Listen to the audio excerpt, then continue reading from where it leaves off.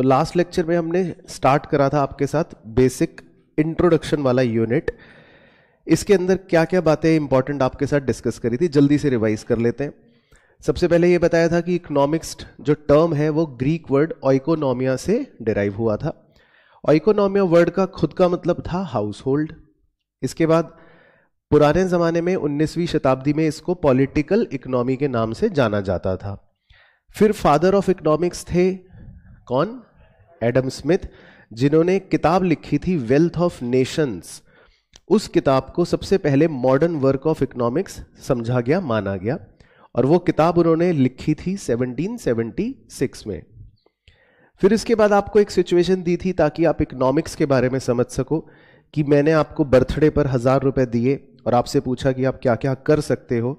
तो आपने देखा कि आप बहुत कुछ कर सकते हो, लेकिन उसमें एक चीज निकल के ये सामने आई कि आप सब कुछ नहीं कर सकते। तो उसका कारण आया कि क्यों नहीं कर सकते। तो उसका कारण ये आया कि क्योंकि आप चाहते तो बहुत कुछ हो करना, यानी कि वांट्स तो इंसान की अनलिमिटेड होती हैं, लेकिन उनको सेटिस्फाई करने के जो मीन्स हैं, जो साधन है, जो रिसोर्स हैं, वो लिमिटेड होते हैं, स्केर्स होते हैं, है ना। तो इकोनॉमिक्स भी यही सब बातें करता है। फिर हमने थोड़ा सा ये पढ़ा कि इकोनॉमिक्स के अंदर हम माइक्रो इकोनॉमिक्स जो पढ़ते हैं उसके अंदर थोड़ा सा ये सब चीजें कवर की जाती हैं। और देन उसके बाद हमने ये पढ़ा कि ये जो कॉन्सेप्ट है ये दो मेन चीजों को लेकिन पूरी तरह से कवर नहीं करता। उसका एक उदाहरण दिया गया इस पैराग्राफ में, वो ये कि जैसे प्रैक्टिकल जीवन में हम देखते हैं कि नए नए रिसोर्सेज का आविष्कार होता है, टेक्नोलॉजी इंप्रूव होती है, और लोग जो है ज़्यादा स्किलफुल और ज़्यादा ट्रेनिंग लेने के बाद और ज़्यादा प्रोडक्टिव हो जाते हैं। लेकिन हम ऐसी एजम्पशन मान के चलते हैं कि रिसोर्स तो स्केर्स हैं, प्रोडक्शन कभी बढ़ेगा नहीं, टेक्नोलॉजी कभी बेहतर नहीं होगी। तो कह रहे हैं कि हम ये अजम्पशंस जो मानते हैं ये मॉडर्न ज़माने में नहीं चलती। इसी तरह दूसरा पहलू उसने दिखाया कि देखो 2007 में ग्लोबल फाइनेंशियल क्राइसिस हुआ था, 2019 में कोरोना पेंडेमिक हुआ था।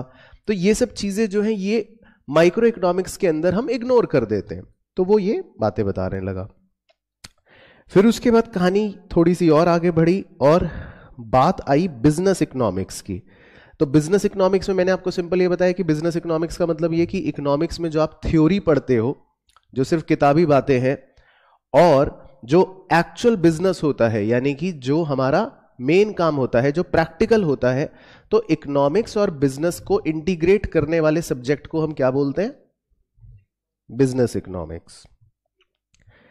फिर उसके बाद एक छोटा सा उदाहरण आपके सामने हमने डिस्कस करा था। आपको याद है कि मैं उसमें रामामूर्ति था, मतलब मैंने एक डिस्कशन करा था।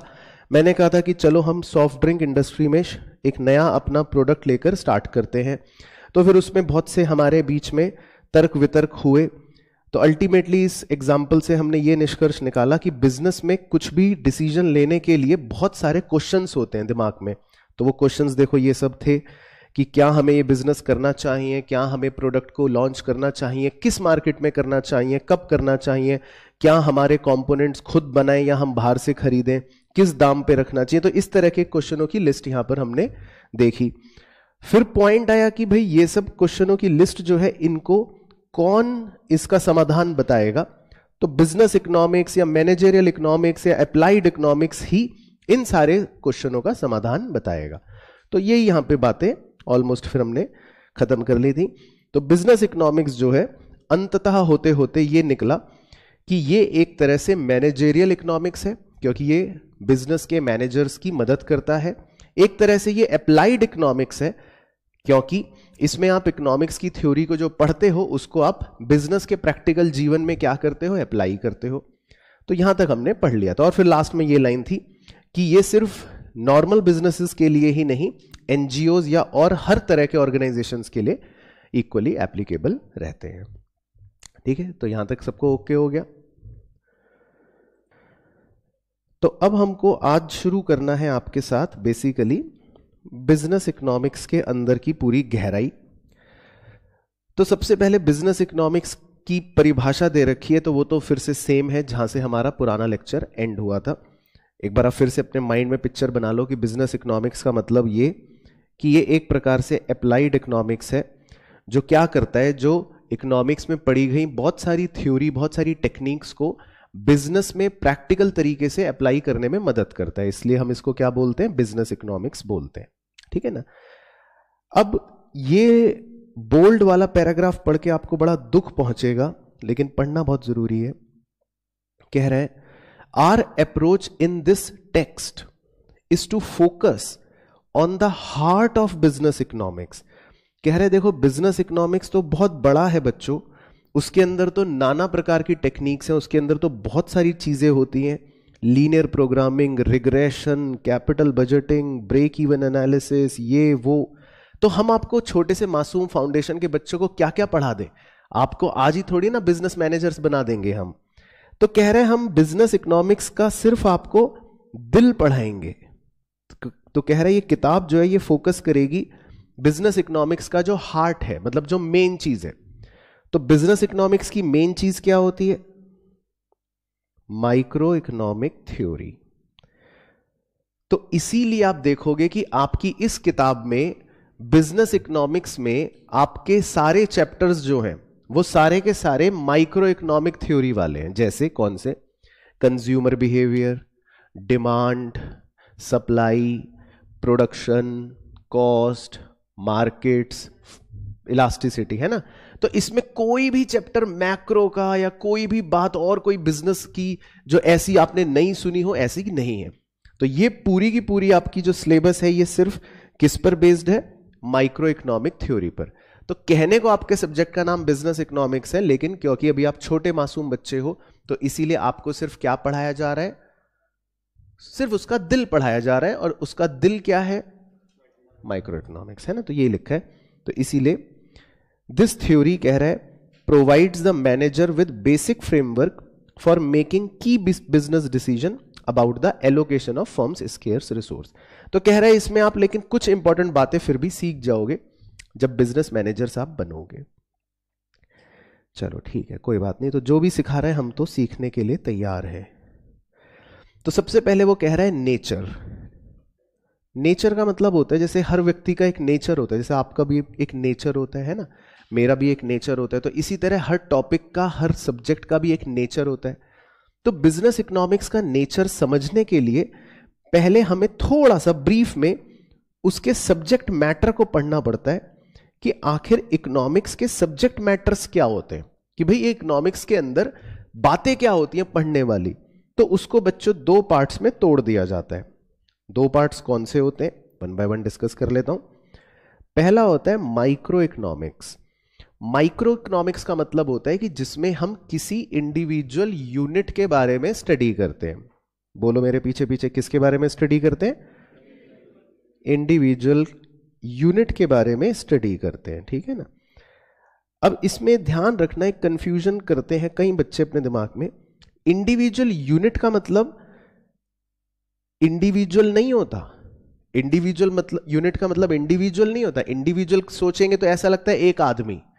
इंडिविजुअल यूनिट का मतलब यह होता है कि हो सकता है मैं एक फर्म की बात कर रहा हूं, हो सकता है मैं एक पूरी इंडस्ट्री की बात कर रहा हूं, तो मैं एक यूनिट की बात कर रहा हूं। तो इंडिविजुअल यूनिट का मतलब है कि एक आदमी का कहने का मेरा पर्पस नहीं है। इंडिविजुअल यूनिट का मतलब है कि भाई हो सकता है मान लो हम सब मिलकर एक क्लास बन गए तो हम भी एक यूनिट है।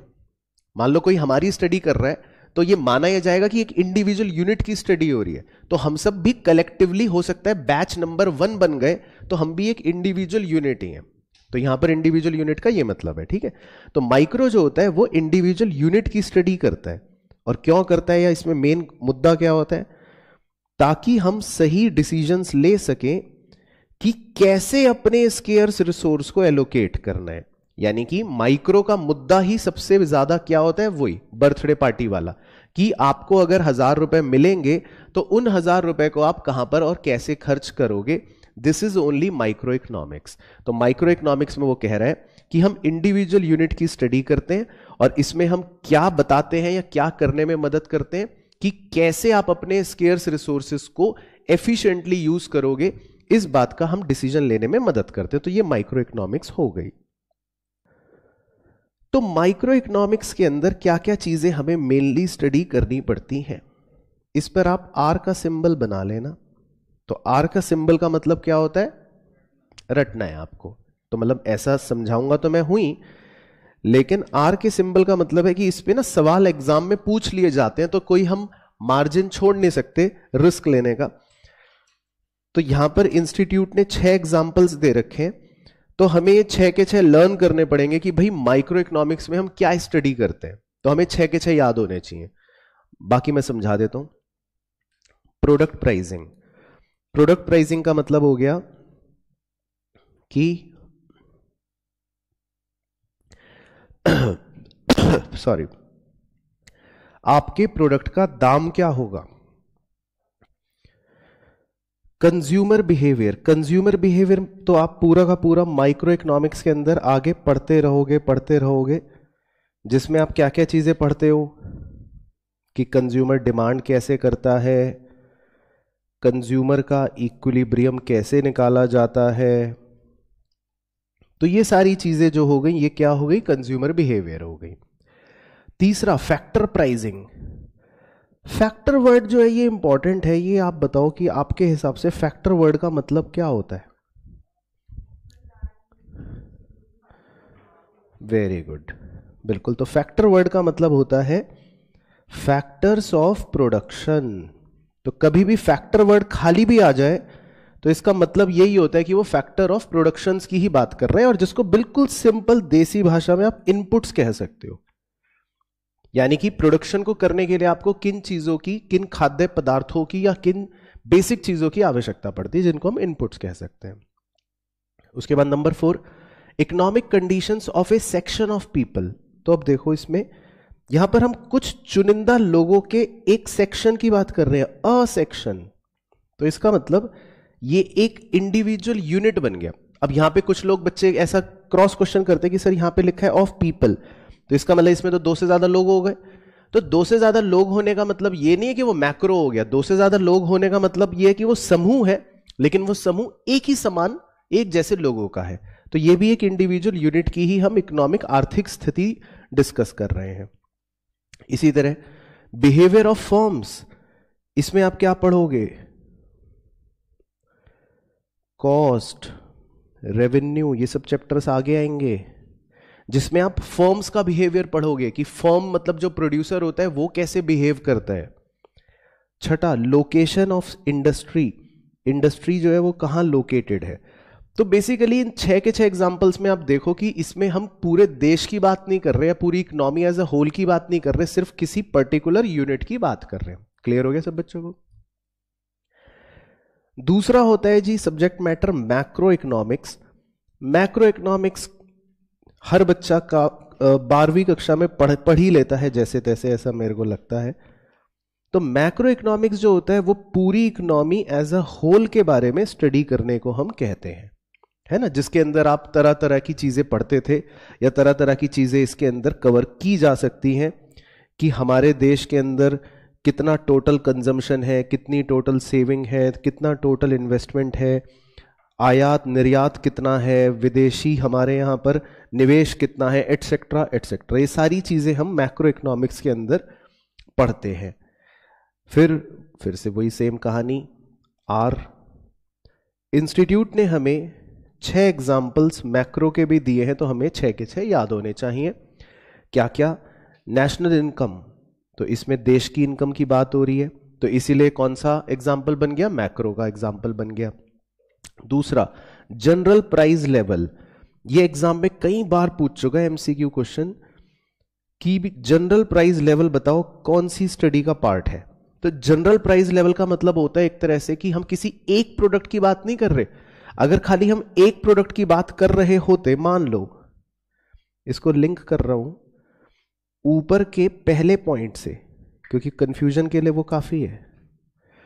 अगर हम एक प्रोडक्ट के प्राइस की बात कर रहे होते तो फिर वो माइक्रो की स्टडी बन जाती, लेकिन जब हम जनरल प्राइस की बात करते हैं तो जनरल प्राइस का मतलब होता है कि देश में जो भी बहुत सारे गुड्स और सर्विस बिक रहे हैं उनका जनरल प्राइस।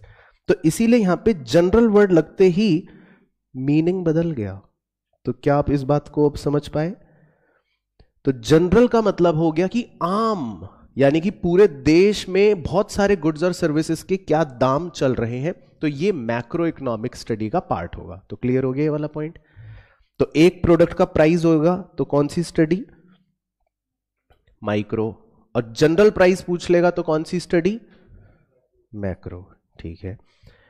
इसी तरह इंटरेस्ट रेट्स ये पूरे देश के लिए होते हैं, balance of trade, balance of payment ये पूरे देश के लिए होते हैं, एक्सटर्नल वैल्यू ऑफ करेंसी ये पूरे देश के लिए होती है, overall level of saving and investment ये पूरे देश के लिए होती है, लेवल ऑफ एम्प्लॉयमेंट या इकोनॉमिक ग्रोथ ये भी पूरी इकोनॉमी के लिए एज अ होल होती है। तो यहां पर अगर आप, जिस भी बच्चे ने क्लास 12th में मैक्रो थोड़ा पढ़ रखा होगा वो समझेगा ये सारे टॉपिक्स आपके मैक्रो इकोनॉमिक्स के हैं बेसिकली, है ना। आपने नीचे के 2 टॉपिक्स पढ़ रखे थे determination of income and employment chapter में, वैल्यू ऑफ करेंसी आपने फॉरेन एक्सचेंज चैप्टर में सुन रखा है, balance of trade, balance of payment आपने एक पूरा चैप्टर पढ़ रखा है।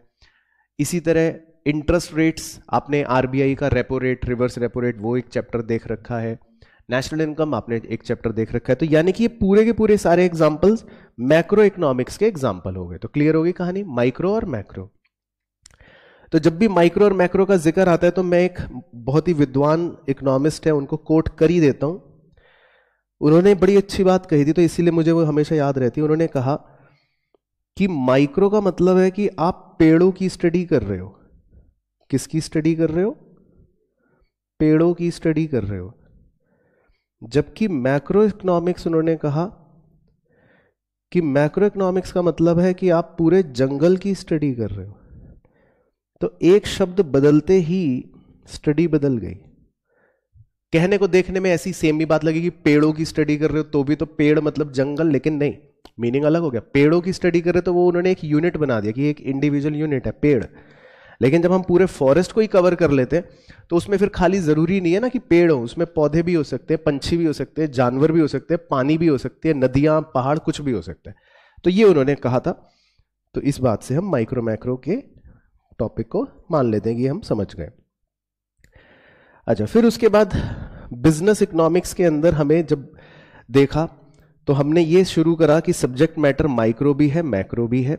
हां, बिजनेस की अगर मैं बात करूं तो उसके लिए बता देता हूं कि किसी भी बिजनेस की लंबी अवधि के ट्रेंड को समझने के लिए मैक्रो इकोनॉमिक फैक्टर्स का पता होना या मैक्रो इकोनॉमिक्स का ज्ञान होना ज्यादा आवश्यक है आपको लंबी अवधि के ट्रेंड को समझने के लिए किसी भी बिजनेस की।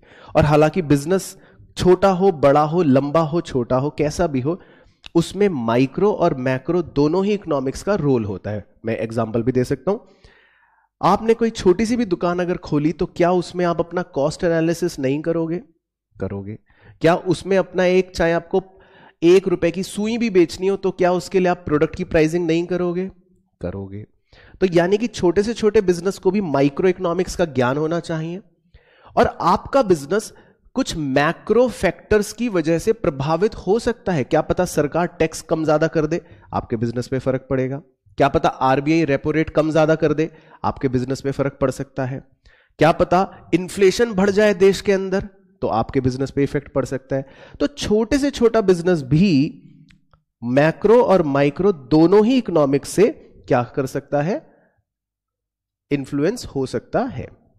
तो बिजनेस इकोनॉमिक्स के लिए हमें इसीलिए दोनों बातों का, दोनों इकोनॉमिक्स का पता होना जरूरी होता है। अब हम मेन टॉपिक पे थे कि सर इसका नेचर बताओ कि भाई इसका नेचर कैसा होता है। जैसे हर व्यक्ति का अपना एक नेचर होता है तो ऐसे ही बिजनेस इकोनॉमिक्स का क्या नेचर होता है। ये टॉपिक इंपॉर्टेंट है एग्जाम के पर्सपेक्टिव से, मतलब क्योंकि एग्जाम में इसमें से ज्यादा क्वेश्चन पूछ चुका है, उस पैरामीटर के हिसाब से मैंने इंपॉर्टेंट लिखा, हालांकि पूछ तो कुछ भी सकता है। तो सर इसके नेचर क्या है? नेचर है जी, पहला, बिजनेस इकोनॉमिक्स एक साइंस है। तो साइंस पता है किसे कहते हैं? वो तो वहां लिखा है अंग्रेजी में। हाँ, जो लॉजिकल होती है, यानी कि साइंस का मतलब होता है जो कॉज एंड इफेक्ट रिलेशन बताने में कामयाब हो जाए। कॉज का मतलब कारण, इफेक्ट का मतलब प्रभाव, है ना। कारण और प्रभाव के बीच में जब रिश्ता बना दे वो साइंस है। और कारण और प्रभाव के बीच में रिश्ता तभी बनता है जब कुछ लॉजिक है। मैं ऐसी कुछ भी एक वाहियात सा एग्जांपल दे रहा हूं। मान लो आप छत से कूद गए और आपकी टांग टूट गई, तो आप टूटी हुई टांग लेके अब डॉक्टर के पास गए। तो डॉक्टर ने आपकी टांग टूटी हुई देखकर बताया कि भाई इस प्रभाव का कारण है कि आप छत से कूदे, तो लिंक है ना, रिलेशन है कि वाकई में वो ठीक कह रहा है। तो जब प्रभाव और कारण का रिश्ता बिल्कुल सही हो सकता है लॉजिकली, वो साइंस होती है। तो साइंस हमेशा कॉज एंड इफेक्ट रिलेशनशिप्स को स्टैब्लिश करती है ना। तो जैसे ह्यूमन बॉडी है, ह्यूमन बॉडी में अगर मान लो कुछ भी, मान लो मैंने यहां पे पिन चुबोया, तो यहां से जीटीओ जो होते हैं वो सिग्नल भेजता है मेरे ब्रेन को कि देखो सुई चुभी है, दर्द हो रहा है। तो ऐसा सब कुछ, ये बहुत सारे मैकेनिज्म होते हैं। तो ये सारी चीजें क्या होती हैं, साइंस होती है। तो साइंस जो होती है वो एप्लीकेशन नॉलेज बेस्ड होती है, मतलब कि लॉजिकल होती है, जो प्रभाव और कारण का रिश्ता सही बनाती है, उसको हम साइंस कहते हैं। अब देखो, हम कह रहे हैं कि बिजनेस इकोनॉमिक्स भी एक साइंस है, तो इसका मतलब बिजनेस इकोनॉमिक्स जो है वो भी कुछ ना कुछ ऐसा काम करती ही होगी जो साइंस करती है। तो आंसर है यस। तो बिजनेस इकोनॉमिक्स के अंदर आप ऐसे ऐसे साइंटिफिक मेथड्स का भी उपयोग करते हो जिनके रिजल्ट्स मतलब ट्राइड एंड टेस्टेड है कि हां बिल्कुल सही बात है। जैसे मैं एक बहुत ही सिंपल एग्जांपल दे रहा हूं, आप में से कई बच्चों ने शायद कंज्यूमर इक्विलिब्रियम सुन रखा हो। कंज्यूमर इक्विलिब्रियम में होता है कि कंज्यूमर को कितना मतलब खाना चाहिए कि उसको मैक्सिमम सेटिस्फैक्शन मिले। तो एल्फ्रेड मार्शल ने उसमें एक छोटी सी बात कह रखी है कि जब MU 0 हो जाए तो रुक जाओ।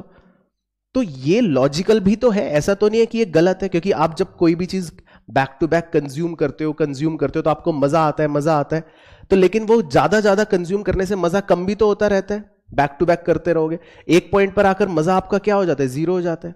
तो एल्फ्रेड मार्शल ने जो कंज्यूमर इक्विलिब्रियम वाली बात कही है, that is scientifically proven also, वो होता भी है। Law of diminishing marginal utility जिसको बोलते हैं, बिल्कुल सही। तो बिजनेस इकोनॉमिक्स जो है वो ऐसे साइंटिफिक मेथड्स को फॉलो करता है जिनके रिजल्ट्स भी वैलिड है। तो इसीलिए पहला नेचर क्या बन गया बिजनेस इकोनॉमिक्स का, कि ये साइंस है, ठीक है। दूसरा, it is based on micro economics. तो ये तो ऑलरेडी पॉइंट डन है, ऊपर हम करके ही आए कि बिजनेस इकोनॉमिक्स जो है ये काफी ज्यादा किस पर बेस्ड है, माइक्रो इकोनॉमिक्स में, क्योंकि इसमें आपको आगे पूरे वैसे तो इकोनॉमिक्स में पढ़ना ही है, बहुत सारी चीजें माइक्रो इकोनॉमिक्स वाली पढ़नी पड़ती हैं।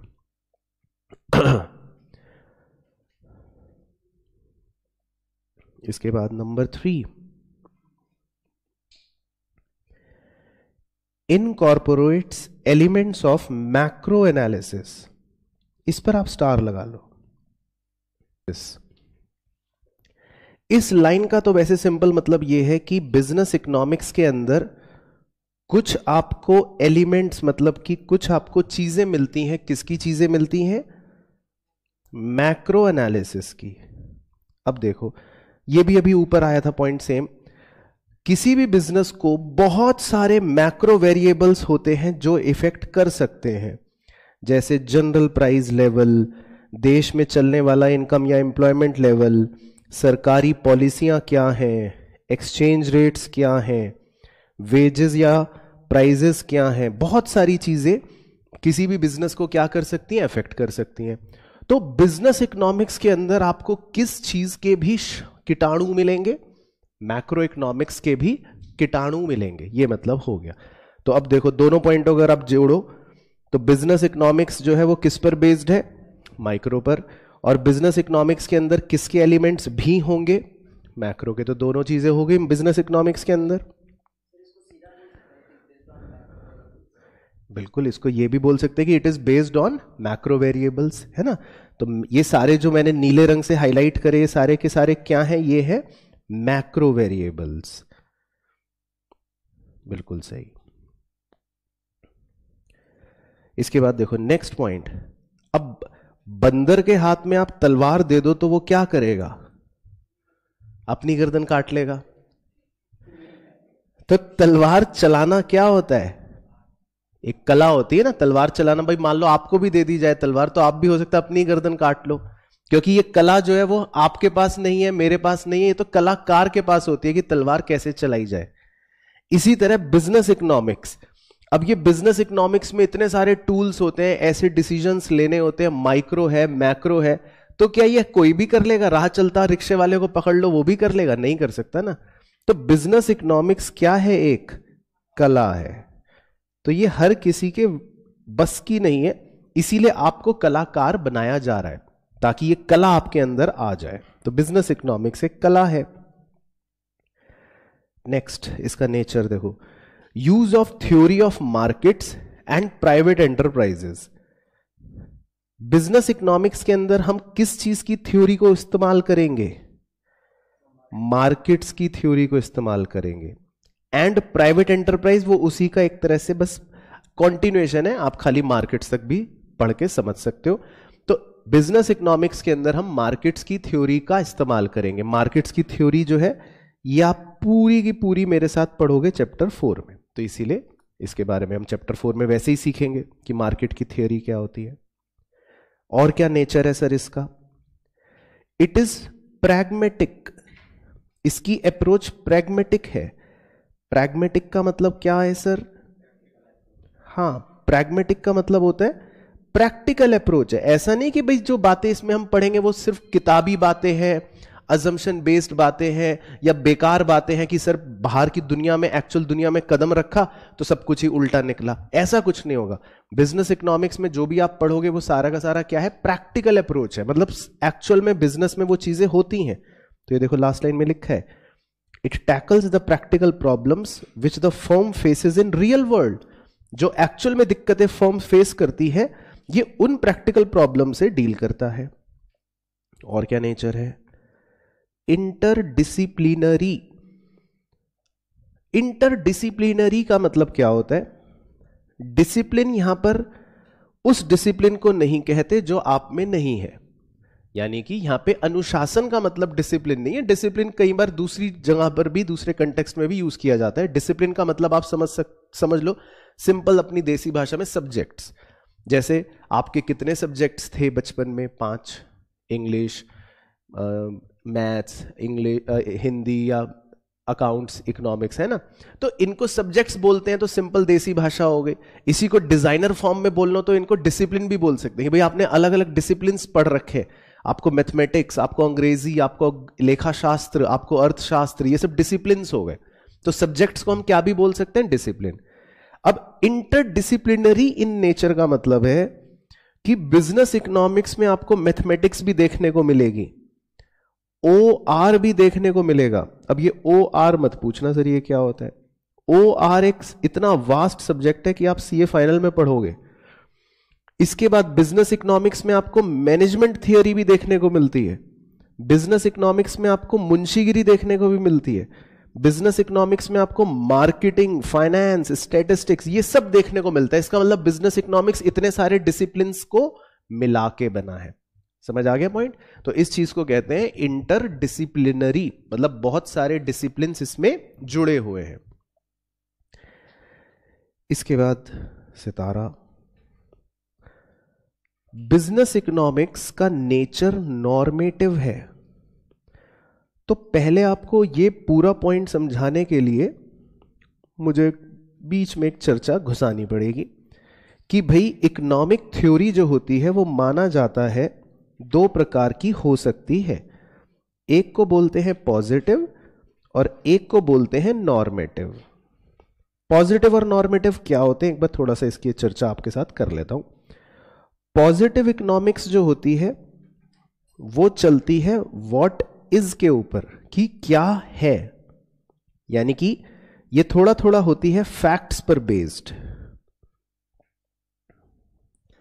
लेकिन नॉर्मेटिव इकोनॉमिक्स जो होती है वो चलती है व्हाट शुड बी पर। व्हाट शुड बी का मतलब कि क्या होना चाहिए।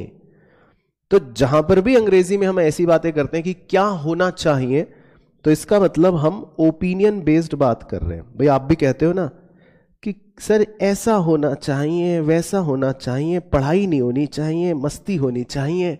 तो ये सब आप इसका मतलब क्या अपने ओपिनियंस रखते हो, है ना। तो ये नॉर्मेटिव इकोनॉमिक्स में जब भी हम ये होना चाहिए, वो होना चाहिए कर रहे होते हैं, तो ये सारा का सारा एक तरह से ओपिनियन बेस्ड थियोरी होती है। जबकि पॉजिटिव इकोनॉमिक्स जो होती है वो कभी भी ओपिनियन नहीं रखता, वो फैक्ट बेस्ड स्टडी पर विश्वास रखता है। तो एक दो मैं ऐसी एग्जांपल्स दे देता हूं। जैसे मान लो मैंने एक स्टेटमेंट दिया, तो आप बताना कि वो पॉजिटिव है कि नॉर्मेटिव है। ठीक है, तो मैंने बोला मरकुरी इज लार्जेस्ट प्लैनेट। तो इस स्टेटमेंट को आप पॉजिटिव स्टेटमेंट कहेंगे कि नॉर्मेटिव स्टेटमेंट कहेंगे? नॉर्मेटिव है ना। तो ये है नलायकों की पहचान, जिन्हें, ये वही बंदर है मतलब जिनके हाथ में तलवार दे दी है, तो ये कला नहीं सीखेंगे, ये कह रहे हैं नॉर्मेटिव। भाई नॉर्मेटिव तो हो ही नहीं सकता। क्या मैंने इसमें अपना कोई ओपिनियन दिया? क्या इस सेंटेंस की हिंदी ऐसी है कि मरकरी लार्जेस्ट प्लैनेट होना चाहिए? मेरी कोई ओपिनियन तो नहीं है।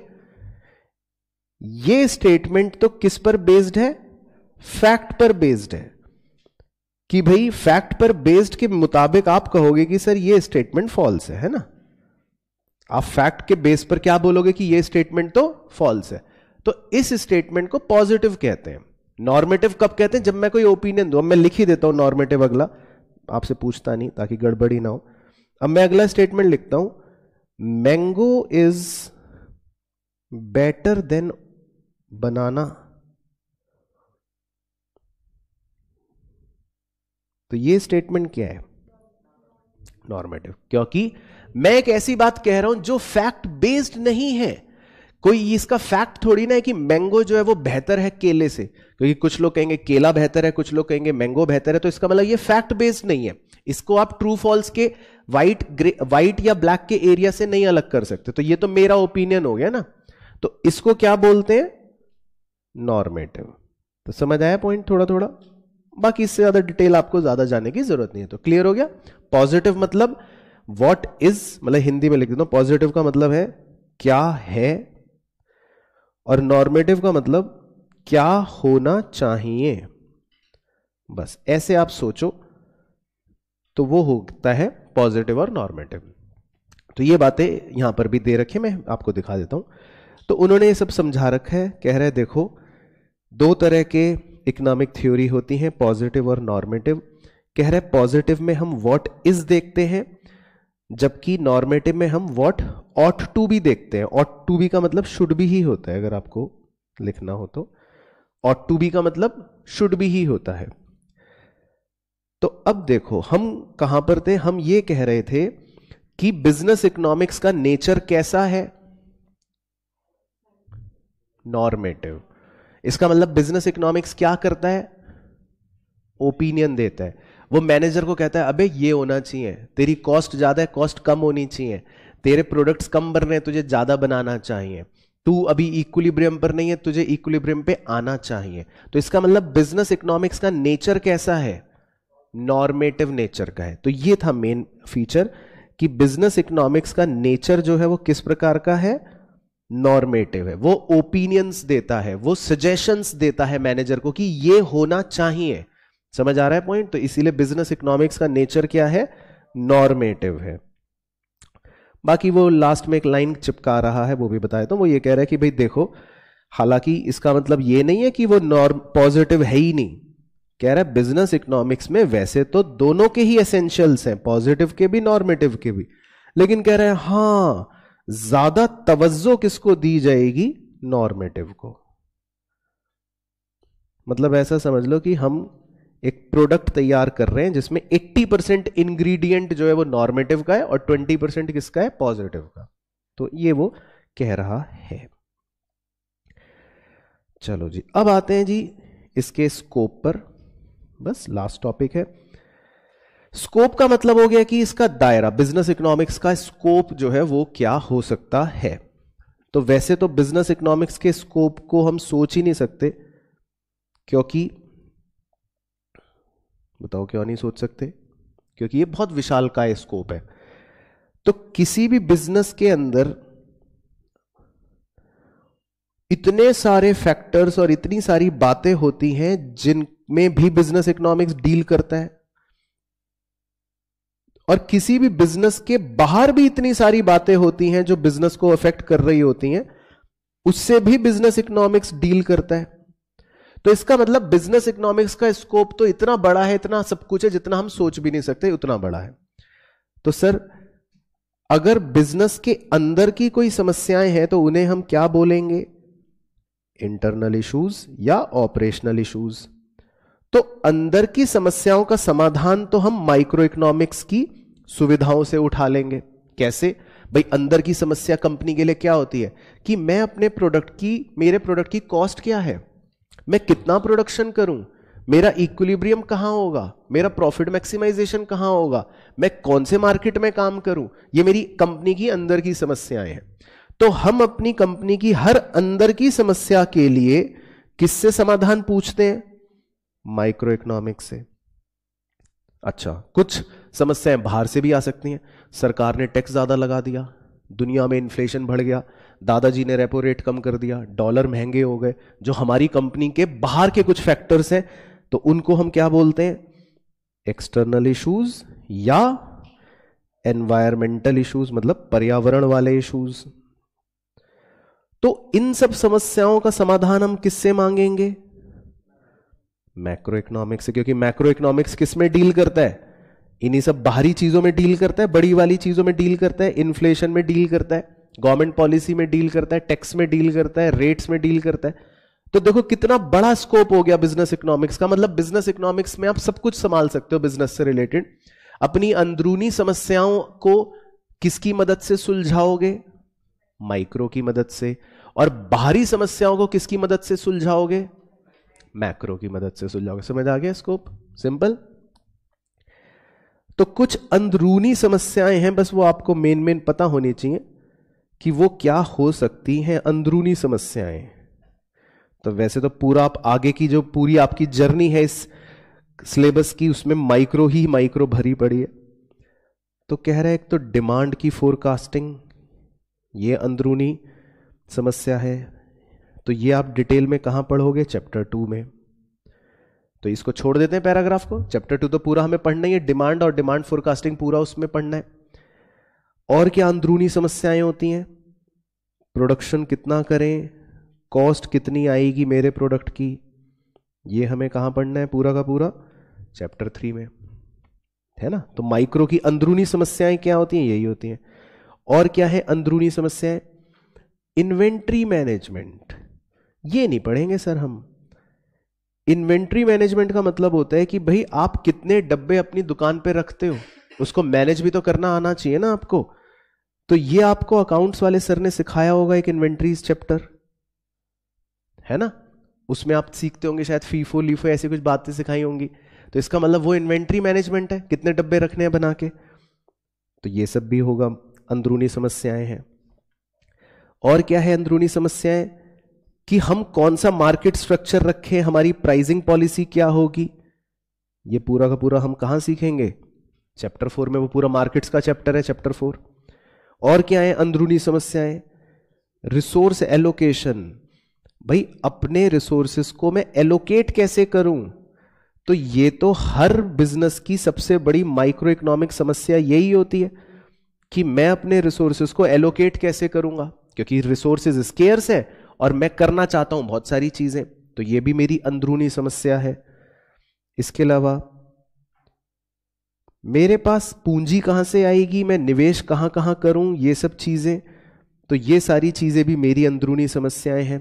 तो देखो इसमें ये लिखा है, for maximising its profit the firm has to carefully evaluate its investment decisions and carry out a sensible policy of capital allocation. देख रहे हो, मतलब किसी भी फर्म को अच्छा मुनाफा कमाने के लिए इन्वेस्टमेंट डिसीजंस को इवेल्युएट करना पड़ता है। आपने बिजनेस स्टडीज में पढ़ा है 12th में? सर क्या कह रहे हो ये आप? एक दूसरी किताब थी फाइनेंशियल मैनेजमेंट की, उसका पहला चैप्टर होता है, उसमें कुछ इस तरह के डिसीजंस वाला कुछ होता है, फाइनेंशियल डिसीजन, इन्वेस्टिंग डिसीजन, या एक कुछ ऐसा पढ़ा होता है कि कितना हमको इक्विटी लगाना चाहिए, कितना हमको डेट लेना चाहिए। इस तरह से पढ़ रखा है ना आपने डिसीजंस वगैरह वाला। तो ये वही तो चीज है कि आपको केयरफुली ये देखना है कि मैं अपना पैसा निवेश कहां पर करूं ताकि मेरी पूंजी से सही रिटर्न्स मुझे मिलने चाहिए। इसके बाद और क्या मेरी अंदरूनी समस्याएं हैं? Profit analysis. मेरी कंपनी कितना प्रॉफिट कमा रही है, क्या फ्यूचर में भी कमाती रहेगी या नहीं, ये सारी समस्याएं जो हैं ये मेरी अंदरूनी समस्याएं हैं। इसके अलावा risk and uncertainty analysis. Risk का मतलब जोखिम, और अनसर्टेनिटी का मतलब अनिश्चितता। तो दोनों में थोड़ा सा फर्क होता है ना। तो रिस्क का मतलब तो यह है कि भाई आप बिल्डिंग पे ऊपर चढ़ गए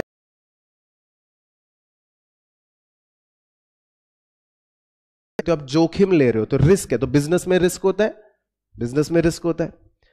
और अनिश्चितता यह है कि भाई आप यहीं पे चल रहे हो लेकिन अर्थक्वेक आ गया, आपको क्या पता है ना। तो अनिश्चितता का मतलब है कि अनसर्टेनिटी, वो तो कुछ भी हो सकता है। तो बिजनेस में अनसर्टेनिटी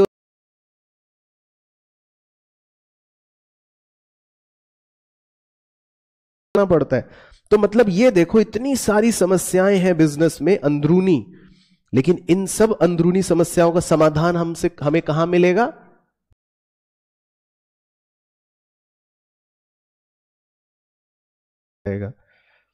और कुछ बाहरी समस्या बताता हूं जिसमें आपकी कोई गलती नहीं है। वो क्या हो सकती हैं कि भाई किस प्रकार के इकोनॉमिक सिस्टम में आप हो। भाई आपका जन्म भारत में हुआ, मतलब मैं मान के चल रहा हूं सबका यही हुआ है, अनलेस एंड अनटिल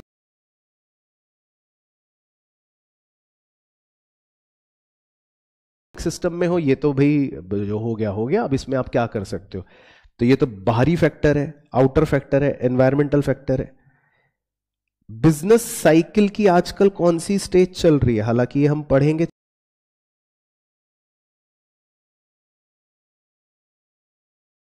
चलती है। मतलब जैसे जीवन में हर व्यक्ति की एक साइकिल चलती है, कभी धूप कभी छांव, है ना, कभी अच्छा कभी बुरा समय चलता रहता है। तो बिजनेस में भी अच्छा बुरा समय चलता रहता है। तो क्या पता अभी किसी इंडस्ट्री का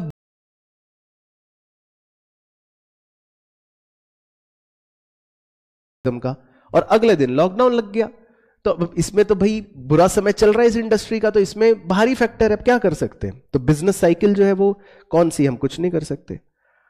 इसके अलावा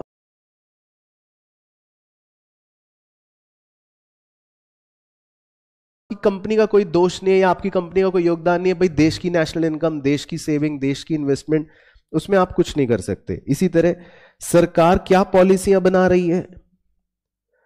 पता चला आपने पान मसाले की कंपनी खोली और अगले दिन ही सरकार ने कह दिया कि भाई पान मसाला भारत में बैन।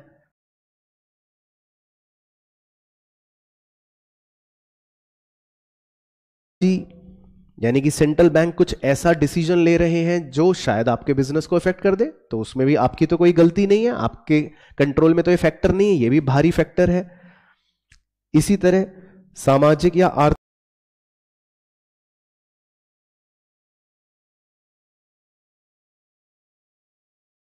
तो ये भी आपके बिजनेस को बाहर से कुछ ना कुछ इफेक्ट कर सकते हैं जो आपके कंट्रोल में नहीं है। एंड सोशल एंड पॉलिटिकल, सामाजिक या पॉलिटिकल एनवायरनमेंट। भाई मान लो आपने किसी ऐसे मोहल्ले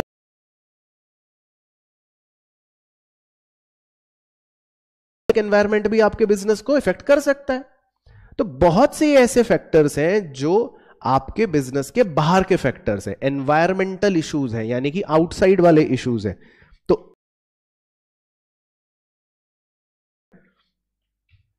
मैक्रो इकोनॉमिक्स में ढूंढते हैं। तो बेसिकली ये हो गया हमारा माइक्रो और मैक्रो का कंप्लीट मिश्रण। तो बिजनेस इकोनॉमिक्स का इसका मतलब स्कोप क्या है? माइक्रो एंड मैक्रो बोथ है, बहुत बड़ा है। तो अंदरूनी इश्यूज को सॉर्ट करने के लिए हम किससे सहायता ले लेते हैं? माइक्रो से। और बाहरी समस्या,